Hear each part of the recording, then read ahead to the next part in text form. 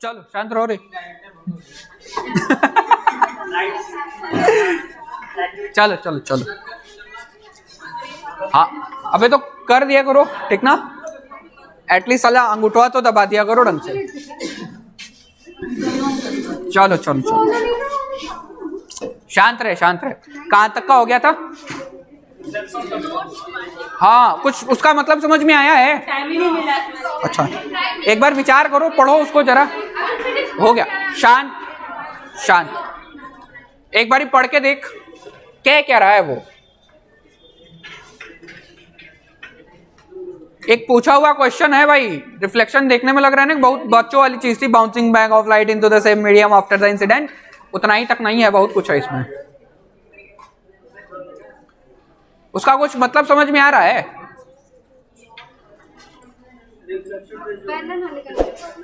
Parallel वाले की कुछ कहानी समझ में नहीं आ रही है। ध्यान से सुनो, अगर रे के लिए हम लोग वेक्टर फॉर्म में लिखने की कोशिश करें, अब इधर देख लो, अब ध्यान से सुनो। अच्छा कंपोनेंट नहीं समझ में आ रहा है, बता रहा हूं, रुक जा।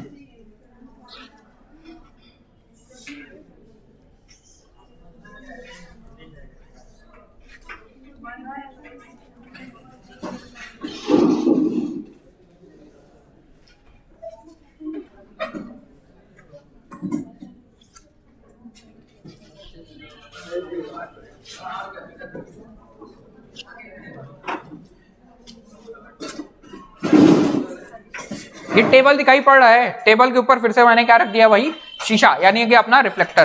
ठीक, अब याद रखना ये जो आ रही है चीज, ये कैसे आ रही है, ये सामने से जा रही है, ठीक ना? क्या हो गया बे? जैसे भी है यार। चल इधर देख, आई आर ये नॉर्मल, ये इंसिडेंट रे और ये रिफ्लेक्टेड रे।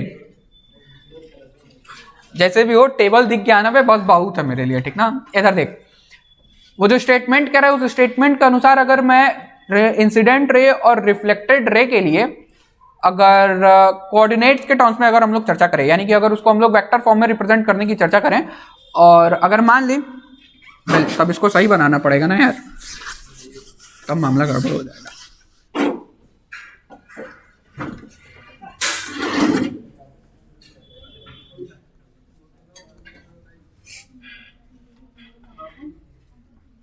अभी बे हो गया? चल चल इधर देख, हो गया, बवाली हो तुम लोग एक नंबर के। अभी अब देख, अगर मैं इसके लिए कोऑर्डिनेट्स डिसाइड करूं, इधर अगर मैंने माना x, तो इधर की तरफ या फिर कहीं इधर की तरफ y, और कहीं z ऊपर की तरफ जाएगा। अब ध्यान से देखो, इधर की तरफ इमेजिन कर पा रहे हो, अगर ये x है, ये y है, तो ये z है। हर बारी कोना में सॉल्व करके बताता हूं, देखे हो? याद है मैंने जब वो बताया था कि क्यों 0 से पाई तक ही लेंगे एक स्फीयर के लिए, पोलर एंगल तक की वही चर्चा करते, उसमें भी मैंने बताया था कि ये x, ये y और ये z, कुछ भी ले सकते हो, क्या वो हमारे हाथ में है लेना। लेकिन याद कर, ये सारी चीजें भी हम लोग को क्या ध्यान देनी पड़ती हैं, कब इधर x लिए हैं तो इधर y लेंगे तो इधर z होगा। Right hand coordinate left hand coordinate की कहानी, अबे x से y की तरफ उंगलियां ले गए और z डायरेक्शन में अंगूठा चला जाता है, अबे याद है? क्रॉस प्रोडक्ट ऑफ वेक्टर्स की कहानी जो थी। अब ध्यान से सुनो, ये फोटो इमेजिन कर पा रहे हो? हाँ अब ध्यान से सुनो, अभी चल अब ध्यान से सुनो, जो स्टेटमेंट तुम लोग लिखे हो ना, अगर उस स्टेटमेंट को फॉलो करते हुए अगर हम लोग कुछ लिखना चाहे, जैसे कि अगर मैं इंसिडेंट रे को वेक्टर फॉर्म में लिखने की कोशिश करूं, और अगर मेरा इंसिडेंट रे के लिए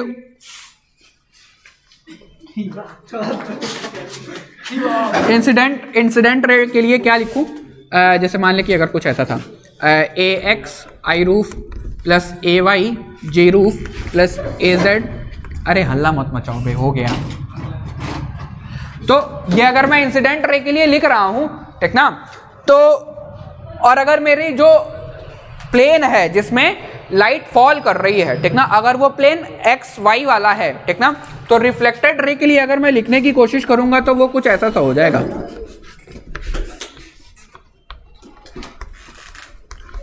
क्यों?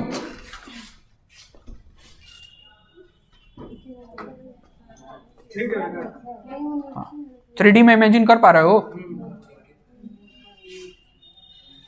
इमेजिन कर, थोड़ा सा ध्यान से देख। रे ऐसे गई, वो उसमें ऐसे दिख नहीं रहा है। अगर मैं मान ले अगर इधर की तरफ से दिखाता तो तुम लोग कंफ्यूज हो जाते, कहाँ इधर ये निकालते हैं हम, ठीक ना। तो उसको इमेजिन कर कि ऐसे गया है और ऐसे रिफ्लेक्ट हुआ है। अब यहाँ पे ये पूछा हुआ क्वेश्चन है भाई, ठीक ना। बस क्वेश्चन क्या पूछा था कि अगर वो वाला प्लेन जिसमें मेरी लाइट फॉल कर रही है, अगर वो वाला प्लेन मेरा XZ है, ठीक ना, तो रिफ्लेक्शन वाले के लिए इन 4 ऑप्शंस में से कौन सा ऑप्शन सही है, ठीक ना। ये इसी वाले स्टेटमेंट से उसका आंसर मिलेगा हम लोग को, जो अभी स्टेटमेंट लिखे हो पिछली वाली क्लास में, उसी से इसका आंसर मिलेगा। ध्यान से सुनो क्या कह रहा है और देख क्यों नेगेटिव हो जा रहा है ये समझ, ठीक ना। ये रिफ्लेक्शन का क्वेश्चन है, ये इंसिडेंट रह गया, ठीक। ये मेरी एक्स एक्सिस और ये वाई एक्सिस। तो ध्यान से देख, कुछ तिरछा सा पड़ रहा है इधर, नॉर्मल। देखो फिर वही गड़बड़ कर रहे हो बालक, नॉर्मल नहीं है ये। ध्यान से सुनो, ऐसे गया, ठीक। ये रेजोल्यूशन इधर, दूसरा रेजोल्यूशन इधर, तीसरा रेजोल्यूशन नीचे की तरफ। और अगर रिफ्लेक्टेड के लिए निकालोगे तो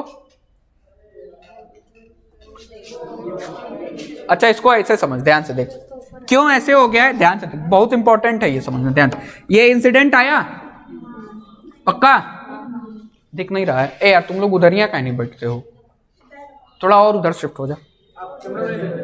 हाँ अबे कैमरा में दिखना नहीं जरूरी है, समझाना जरूरी है। अरे चले जाओ, दिक्कत है तो। हो गया? अच्छा चल ध्यान से सुन, ध्यान से सुन। ये मेरी इंसिडेंट रे है ना, अगर मैं इसको रिजॉल्व करूं तो एक इधर और एक इधर दिखाई पड़ा, अरे बोलो। और एक कहीं उधर की तरफ गया होगा या फिर इधर की तरफ आया होगा, अरे बोल। चल 2D में चर्चा करते हैं। अगर मैं इसके लिए बनाऊं, अच्छा इसको ऐसे रिजॉल्व करेंगे। पहली बात तो ये ऐसे रिजॉल्व होगा, ये नहीं। कैसे रिजॉल्व होगा?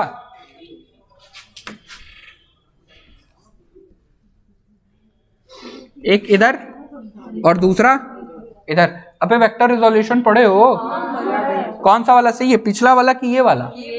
ये वाला। वो वाला जो था, ध्यान से देखो, अगर मैं यहां से रिफ्लेक्टेड के लिए बनाऊं, किसके लिए बनाऊं? रिफ्लेक्टेड के लिए बनाऊं, तो क्या इसका रिजोल्यूशन इधर, लेकिन यार इस वाले का रिजोल्यूशन ऊपर। कुछ कनेक्ट कर पा रहे हो? अबे BSc में आ गए तुम लोग, 12वीं की चीज है ये।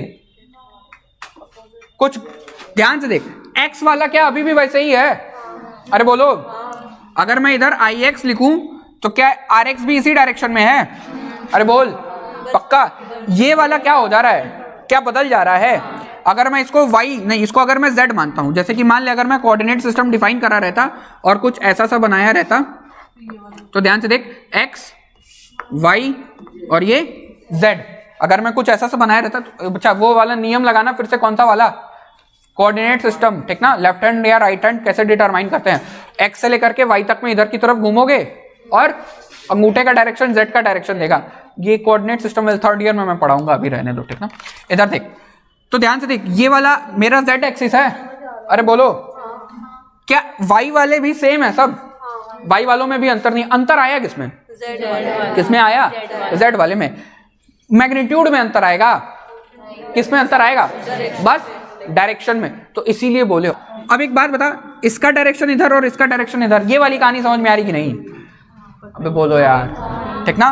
तो ये अगर मेरा IZ है और ये मेरा RZ है, क्या IZ RZ की मैग्नीट्यूड में अंतर नहीं आएगा? अंतर किसमें आएगा? डायरेक्शंस में। किसमें अंतर आएगा? डायरेक्शंस में। इसीलिए जो हम लोग उसके लिए लिखते हैं, R के लिए जब लिखेंगे तो क्या हो जाएगा? Minus z। फिगर तो बना ही सकते हैं, इससे ज्यादा क्लियर नहीं होगा। उससे ज्यादा क्लियर नहीं होगा यार। एक बात बताओ, उसमें रिजॉल्व कर पाएगी? हो ही जाएगा। नॉर्मल पे उसका भी नॉर्मल पड़ेगा। नॉर्मल पे नॉर्मल डालते रहो, कंफ्यूज होते रहो, कंफ्यूज हो जाओगे तुम लोग, ठीक ना। इसीलिए वो वाला फिगर बनाए थे। अब ध्यान से देखो, ध्यान से देखो, ऐसे आया, ठीक। एक रिजोल्यूशन ये, एक रिजोल्यूशन ये, और दूसरा रिजोल्यूशन, तीसरा रिजोल्यूशन कुछ ऐसा सा, पक्का। और फिर जब इधर से जाएगा यानी कि रिफ्लेक्टेड रे वाला, तो एक रिजोल्यूशन ये, एक रिजोल्यूशन ये और एक रिजोल्यूशन ऐसा वाला दिखाई पड़ा। वेल तुम लोग 3D में रिजॉल्व नहीं कराया ना अभी तक, कुछ 2D में ही खेलते आ रहे हो, इसीलिए कंफ्यूज हो। तो एक बार घर पे वेक्टर रिजोल्यूशन पढ़ना, एक बार फिर इसके ऊपर ध्यान से देखना, ठीक ना। ये वाला फंडा क्लियर हुआ? ये वाला 2D से समझ में आ रहा है पक्का ना? 3D में मत जाता, इधर ही देख ले। जब तुम्हारा इंसिडेंट रे आया तो एक इधर की तरफ और एक इधर की तरफ, ठीक। इसका डायरेक्शन और रिफ्लेक्टेड के लिए अगर बनाऊं तो एक इधर की तरफ और एक इधर की तरफ। इन दोनों के डायरेक्शंस क्या सेम हैं? अरे बोल, डायरेक्शंस क्या इनके अपोजिट हो जा रहे हैं? यही अपोजिट हो जाने के कारण यहाँ पे क्या लगता है? नेगेटिव ऑफ जो भी एक्सिस में हो। अगर लाइट तुम्हारा मान ले यहाँ पे किसमें फॉल कर रहा था? एक्स वाई प्लेन में। किसमें फॉल कर रहा था? एक्स वाई प्लेन में। अगर मान लो यही तुम्हारा उसमें फॉल करता, एक्स जेड प्लेन में फॉल करता, तो इक्वेशन तो वैसे ही लिखते, ए एक्स आई रूफ प्लस ए वाई जे रूफ प्लस ए जेड के रूफ। कैप रूफ भी चलता है बे अदा कहीं का। और अगर मैं बोलूं कि किसमें लाई कर रहा है? एक्स जेड या फिर हाँ एक्स जेड प्लेन में। किसमें लाई कर रहा है? एक्स जेड प्लेन में। तो क्या बदलेगा? वाई वाला बदल जाएगा। यानी कि अगर रिफ्लेक्टेड के लिए लिखोगे तो ए एक्स आई रूफ माइनस ए वाई जे रूफ प्लस ए जेड के रूफ। पक्का? कहानी समझ में आई? ये पूछा हुआ क्वेश्चन है, ठीक ना। क्या बहुत आसान था? बस तुमको ध्यान क्या देना था? बस उस वाली चीज का ध्यान देना था जो कि परपेंडिकुलर हो जाएंगे। परपेंडिकुलर वाले क्या हो जाएंगे? रिवर्स। कब? जब रिफ्लेक्शन वाले के लिए इक्वेशन लिखेंगे। और जो पैरेलल वाले हैं वो उनका डायरेक्शन तो रिफ्लेक्शन के बाद भी सब जो इंसिडेंस का था वही किसके लिए है? रिफ्लेक्शन के लिए भी है। बात अभी यहां तक की क्लियर हुई सभी की? 100% हो गया? लिखो आगे। If we will right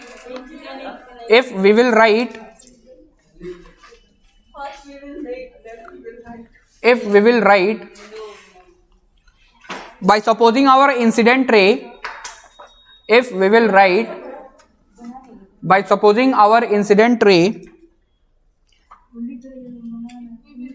we will write by supposing our incident ray as I vector,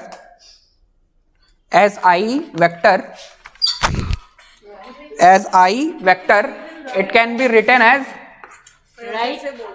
if we will write by supposing our incident ray as an I vector, it can be written as I बराबर ax I roof plus ay j roof plus az k roof, az k roof.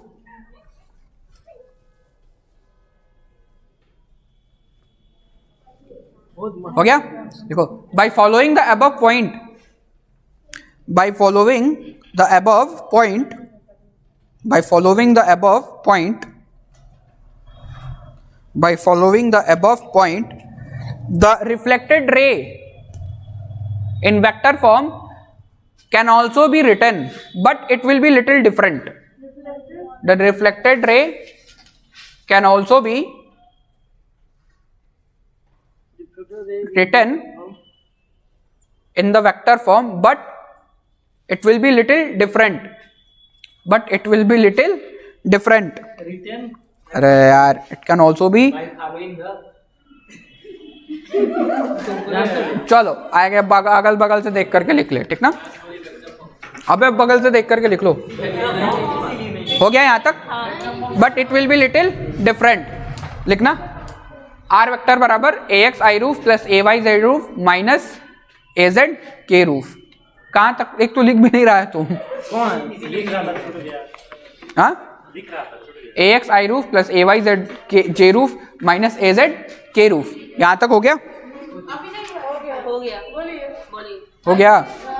Photo तो बन गया है, ठीक। अब नीचे लिखो, question क्या पूछता है इसमें। लिखो, the question that will be asked, it will B of type, the question that will be asked, it will B of type, अबे शुरू से ही है। फिर एक बार और If the question will be asked, it will be of the type कि लिख लो, अगर इंसिडेंट रे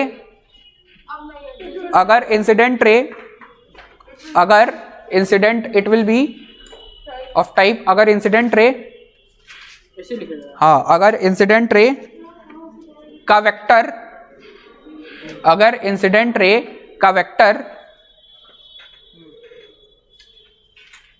ये है, हाँ लिखो, अभी समझ जाओगे। अगर इंसिडेंट रे का वेक्टर ये है तो रिफ्लेक्टेड रे का वेक्टर क्या होगा। जैसे कि इस वाले क्वेश्चन में था, इंसिडेंट रे का वेक्टर ये है तो रिफ्लेक्टेड रे का वेक्टर इतना निकल के आया है, ठीक ना। कैसे निकल गया वही? कैसे निकल के आया वही तो समझाए हैं। अगर इंसिडेंट रे का वेक्टर ये है तो रिफ्लेक्टेड रे का वेक्टर क्या होगा, पक्का। आगे लिख, it depends on the coordinate chosen. It depends on the, नहीं आंसर नहीं है उसी में, हम बता रहे हैं कि इसमें से ऐसा क्वेश्चन बनता है गधा लोग। It depends on the coordinate chosen, it depends on the coordinate chosen, ठीक ना। आगे लिखो, if the incident ray is in the plane, if incident ray is in the plane, if incident ray is in the plane, हाँ, if incident ray is in the plane x, z, या फिर plane xz, in the plane xz, then I vector कितना लिखेगा, ये वाला ax i roof plus ay z roof plus az k roof, और reflected कितना लिखेगा, ax i roof minus ay j roof plus az k roof, पक्का, sure. नहीं पक्का। चलो ठीक है, लिखो क्या लिखे? आई वेक्टर बराबर, हाँ, आई वेक्टर बराबर इतना और आर वेक्टर बराबर इतना। और ये वाला जो लिखे थे इसमें क्या था,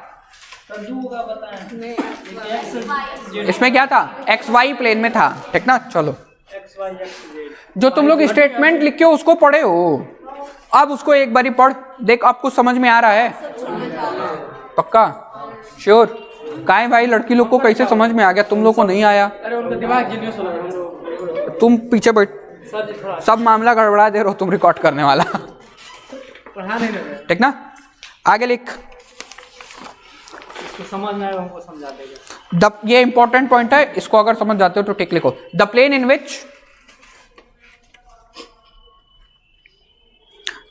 इन which incident ray comes, the plane in which the incident ray comes has only that component reversed,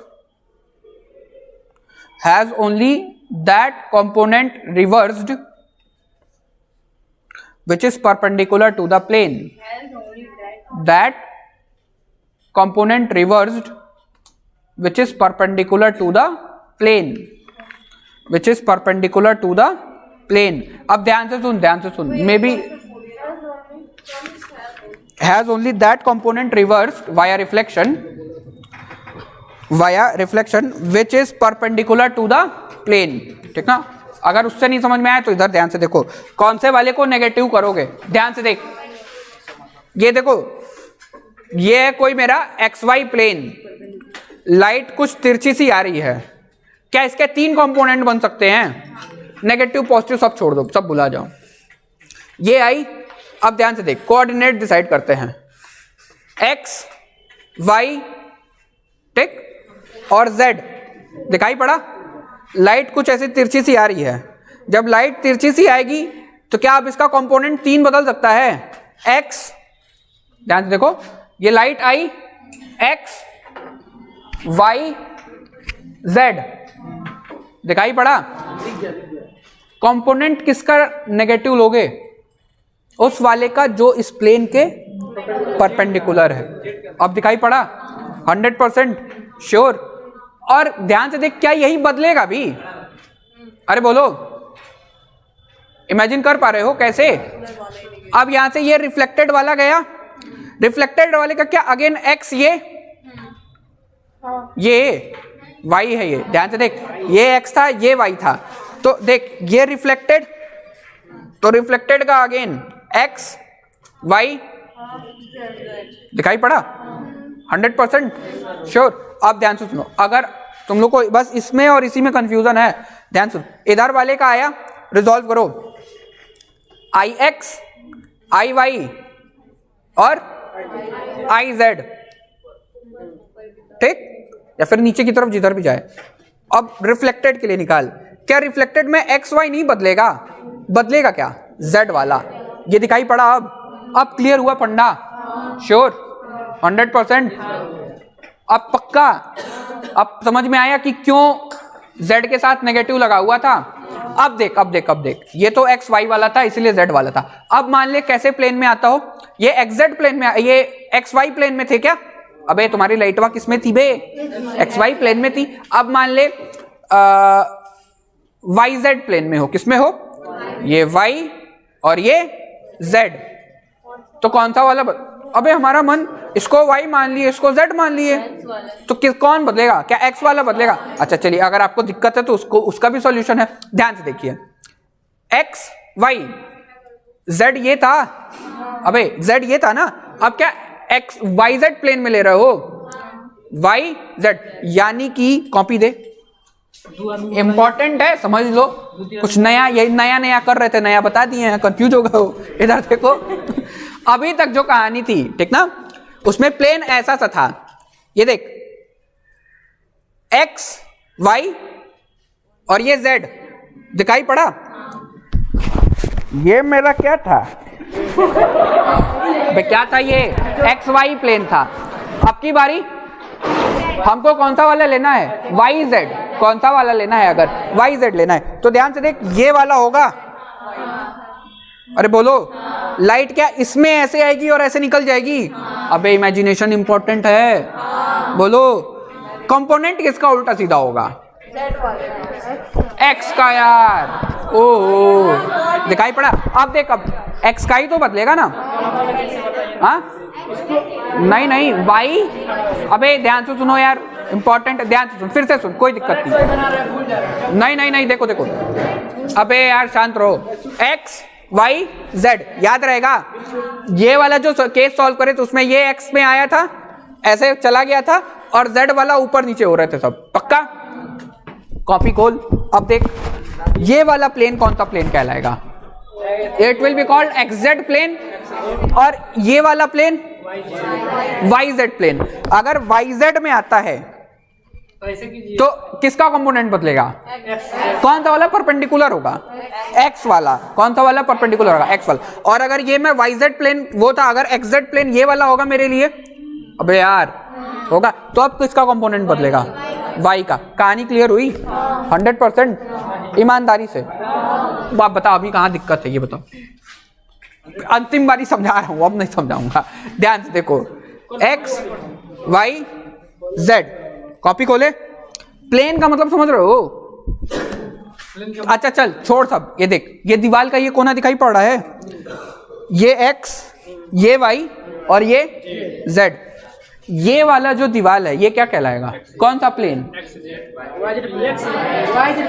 साला अपने कंफ्यूज हो तुम लोग, एक्स ये था कदे, तो ये कौन सा प्लेन, वाई। अगर मैं इसमें लाइट भेजूंगा तो क्या ऐसे आएगी और ऐसे चली जाएगी, कंपोनेंट किसका परपेंडिकुलर होगा, इसके एक्स वाले का, दिखाई पड़ा। अब अगर मैं इस प्लेन की चर्चा करूं, ये कौन सा प्लेन है, ये कौन सा प्लेन है, एक्स जेड प्लेन है, तो अब बताओ इसमें किसका कंपोनेंट टेढ़ा होगा, मतलब परपेंडिकुलर होगा, वाई का, क्योंकि वो वाई है। अब बताओ, अब ये जमीन एक्स वाई है, तो किधर की तरफ परपेंडिकुलर कंपोनेंट मिलेगा, जेड का, अबे ऐसे जाएगा गधे, ध्यान से देख, ऐसे जाकर के ऐसे निकलेगा, इस वाले में ऐसे जाकर के ऐसे निकला, हाँ, और जेड वाले में ऐसे जाकर के ऐसे निकला, कहानी दिखाई पड़ी अब 100%, बस बहुत है, उससे ज्यादा हमें समझाएंगे साला। तो बस यही था एक ना, हाँ पूछ, ये हमारे घर जाने का रास्ता है, कौन सा बे, अभी जो आप बताए, अच्छा हो गया ना। अबे ईमानदारी से बताओ, समझ में आया है पक्का, कौन सा वाला रिवर्स हो जाएगा कंपोनेंट, वो वाला कंपोनेंट रिवर्स होगा जो परपेंडिकुलर होगा, और सारे के सारे क्या पैरेलल हैं, खत्म कहानी, हो गया। श्योर? अब इसका शुरू हुआ है। हाँ पूछ, क्या हो गया? हाँ हाँ हाँ, तीनों का कंपोनेंट सेम रह रहा था, जो कंबाइन किया जाएगा तो ऐसे ही कंपोनेंट बनेगा। नहीं, तुम दो ही कंपोनेंट ले रहे हो, तीसरा का कंपोनेंट हुआ? अरे गधावा, ऐसे कंपोनेंट बनाओगे, उसका एक कंपोनेंट नीचे की तरफ बनेगा 3D में। 3D में बना रहे हैं। हाँ तो वो तुम्हारा नेगेटिव जेड में जाएगा भाई। अच्छा ये अबे अब इतना इससे नहीं क्लियर हो रहा है। अबे देखो ये वाला आ रहा है तो इसका कंपोनेंट ऊपर से ब्रेक होगा, नीचे से क्यों ब्रेक कर रहे हो? तुम नीचे से ब्रेक किए हो, दिखाई पड़ा? अब समझ पाए क्या गलती? अबे इसीलिए तो हाई वाला बनाए थे यार, कि ध्यान से देख, ये वाला ऐसे आ रहा है तो इनके कंपोनेंट्स इधर और इधर, और ये वाला ऐसे जा रहा है तो इनके कंपोनेंट्स इधर और इधर। इनका और इनका डायरेक्शन सेम है, इनका और इनका डायरेक्शन अपोजिट है। दिखाई पड़ा? अब यार अब इससे ज्यादा मेरे मान का नहीं है यार, ठीक ना? समझ में आया है कि नहीं ये बताओ? आया या ना आगे चलिए, कंफ्यूज में हो गए। तुम चुप रहे। यहां तक की कहानी हो गई पक्का? तो लिखो, एक क्वेश्चन लिख ले, तुम लोग बताओ। द रे इज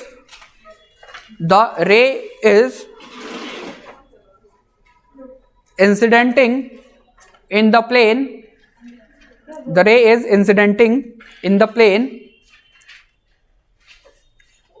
z, x या फिर zx.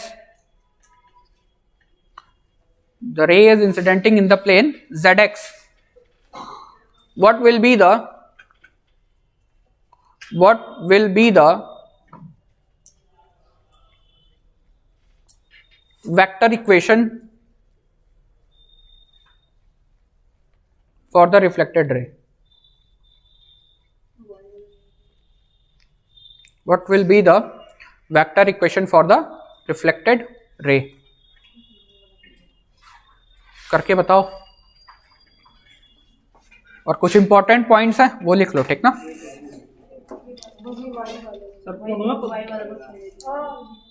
इसमें क्या बदल जाएगा? y वाला कंपोनेंट बदल जाएगा। चलिए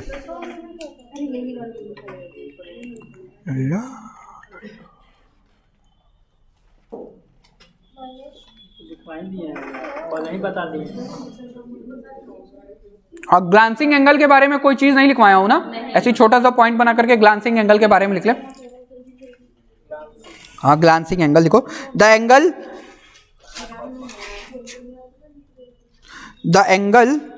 with which the incident ray makes, the angle with मत करना, बस which करना। the angle which the incident ray makes, the angle which incident ray makes with the plane reflecting surface, with the plane reflecting surface is called glancing angle. Plane reflecting surface is called glancing angle. और जो तुम लोग angle आई लिखते हो उसको अगर define करना होगा तो कैसे बताओगे? The angle incident ray makes with the normal के साथ बनता है वो, और ये वाला सरफेस के साथ बनता है, ठीक ना? अब सही से प्लॉट कर लेना तुम लोग। आई वाला जी, इसकी वैल्यू कितनी होती है? आई बराबर जी 90 माइनस जी, आई बराबर 90 माइनस जी, ठीक ना? आगे लिख। हाँ क्या ग्लांसिंग एंगल क्या कह रहा है? कैसे बनेगा? अबे वही तो बता रहे हैं, ध्यान से देखो। ये देख, ऐसे आकर के ऐसे चला जाता है और ऐसे हम लोग बना करके छोड़ देते हैं, बोलते हैं ये हमारा एंगल ऑफ इंसिडेंस है और ये हमारा एंगल ऑफ रिफ्लेक्शन है। लॉ ऑफ रिफ्लेक्शन दूसरे के कारण आई बराबर ये एंगल आई बराबर एंगल आर होना चाहिए, ये हम लोग को पता है। ये हम लोग इससे मेजर करते हैं, ठीक ना? लेकिन एक बात बता, क्या ये सरफेस पे 90 डिग्री है? हाँ, प्लेन पे 90 डिग्री नहीं है। तो अगर ये तुमको आई के बारे में कुछ पता करना है या फिर आई की वैल्यू नहीं गिवन है और जी की वैल्यू गिवन है, ठीक ना? यानी कि ऐसा कुछ होता है, ये ध्यान से देखो, ये होता है जी, दिखाई पड़ा? तो अगर आई की वैल्यू निकालनी होगी तो क्या करोगे? 90 में से जी को घटा दो, आई पता चल जाएगा। आर भी तो वैसे ही हाँ, आर के लिए भी निकाल सकते हैं, कोई दिक्कत नहीं है। चल आगे लिख। इफ एंगल आई बराबर एंगल आर बराबर 0, इफ एंगल आई बराबर एंगल आर बराबर 0, ईमानदारी बताओ ये वाली बात समझ पाए हो तुम लोग? चलो ठीक है, देखो इफ एंगल आई बराबर एंगल आर बराबर 0, तो एक बात बताओ बे, क्या होगा? ऐसे आएगा, टकराएगा और वापस चला जाएगा, ठीक ना? तो लिख ले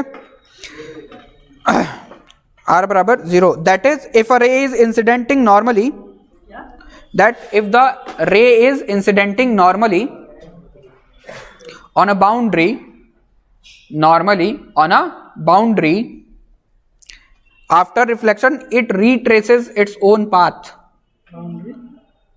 After reflection it retraces its own path. It retraces its own path. अच्छा एक बात बताओ, बिटकॉइन हुआ कहाँ गया यार? इधर देख, प्लेन वाले में तो ऐसे आएगा और ऐसे ही चला जाएगा, ठीक? ऐसे आएगा और ऐसे ही चला जाएगा। लेकिन अगर ऐसे भेजे तो, या फिर अगर ऐसे भेजू तो सी से आ जाएगा, इधर आ जाएगा।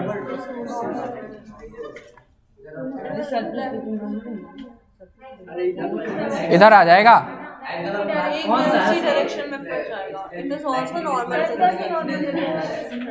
तो भाई कदा लोग पहले के कंडीशन लगा दियो, एंगल आई बराबर एंगल आर बराबर 0। पक्का? तो ये बना ले, पहले ही लिख दियो हो ना, आई बराबर आर बराबर 0। ऐसा नहीं होता, ठीक ना? ऐसे कहीं ना कहीं थोड़ा सा रिफ्लेक्ट कर जाएगा। डिफ्यूज्ड वाली कहानी यहाँ पे आ जाएगी, ठीक ना? याद है मैंने बोला था कर्व्ड सरफेस पे आता है डिफ्यूज्ड की कहानी, यहीं से निकल के आएगी।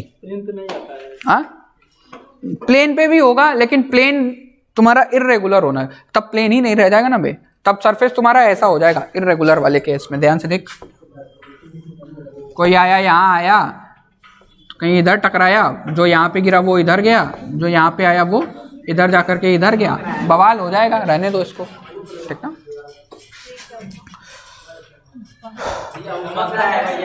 कौन सा वाला? अरे हमारा नहीं है यार। चलो आगे लिखो, नेक्स्ट पॉइंट लिख none of the frequency, wavelength and speed changes due to during reflection, या फिर due to reflection.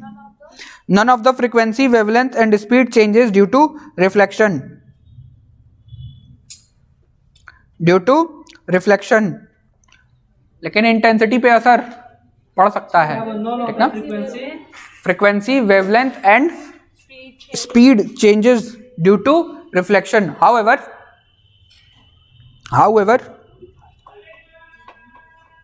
intensity and hence amplitude changes.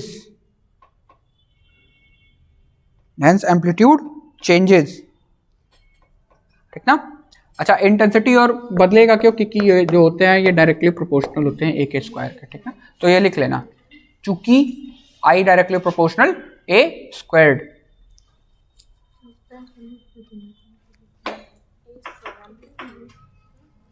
चलो हेडिंग जमाओ, इमेज फॉर्मेशन। नहीं, समय भी लगेगा इमेज फॉर्मेशन में। चलो ठीक है, तब जाओ इमेज फॉर्मेशन। हाँ, एक्स्ट्रा क्लास अब रेगुलर लगेगी।